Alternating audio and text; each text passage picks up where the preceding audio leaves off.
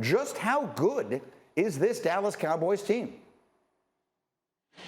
Yeah, Greeny, I think, we knew, if we take it in parts, we knew that offensively that this team was going to be strong, provided that they stayed healthy, because on the perimeter, just the bevy of playmakers that they have, starting with Amari and CD and Michael Gallup when he's healthy.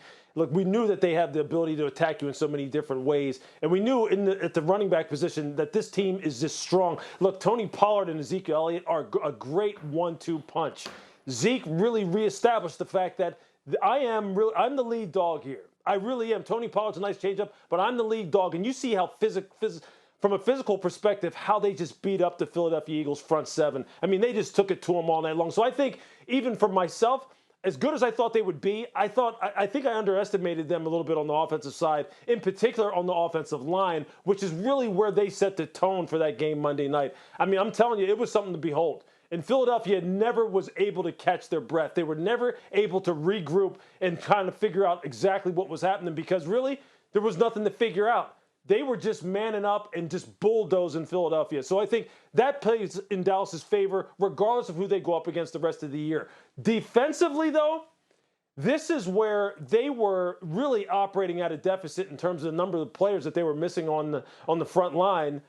And they made up for it, though, with two things. One, they know what they're doing this year, because Dan Quinn really, I don't want to say he has simplified it, but he has made it so where these guys are able to go out there and play very, very, very fast without a whole lot of confusion. It's not perfect, but they play fast without a lot of confusion. And secondly, what I said just initially just now, playing fast, these guys run to the rock, man.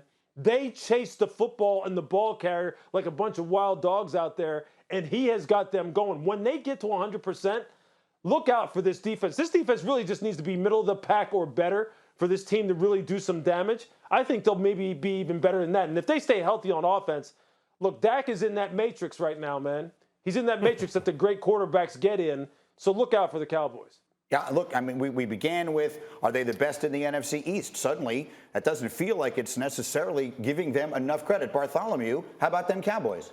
Well, I'll tell you, how about them Cowboys? And listen, the defense is usually the easiest thing to fix, because it's really about, tenacity, running to the football, and tip balls change games. And what this Dallas defense has really been good at is turning the ball over. And with this offensive line, and you talk about the running game, that's the best recipe. I can remember being with D. Wood, and we were the #1 rushing team in the league. And what it was about is being able to allow us to go out and be fresh and not let it to be a battle of attrition. What happens is once you get that team that are your opponent one-dimensional, now you can take advantage of it, because now you know exactly what they have to do to catch up, and you can salt the clock away.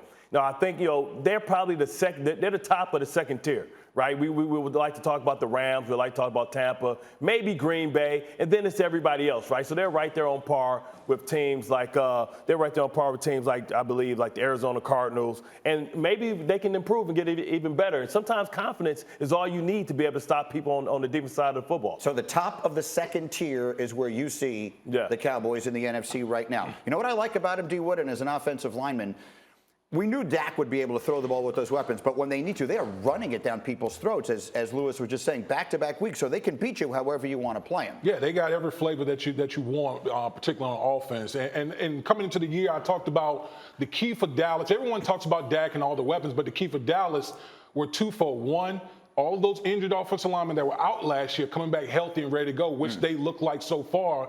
And then on the defensive side of the football, we talked about Dan Quinn. Dan Quinn.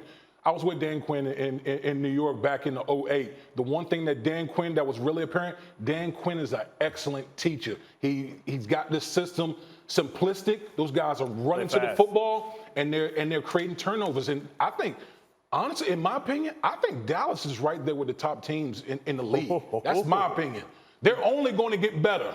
Only going to get better. Yeah, but at the end of the day, from a talent standpoint, if they get in a shootout with a team that can match them offensively, I just don't know if they have it. That it can be exploited a little bit. We talked about Kansas City and how they're deficient on the defensive side of the ball. I think Dallas is a lesser version of that. But when they get their guys back, remember, they got guys that are out on the defensive side of the ball. Once they get those guys back, particularly those pass rushers, we're going to be talking about a different, even better defense.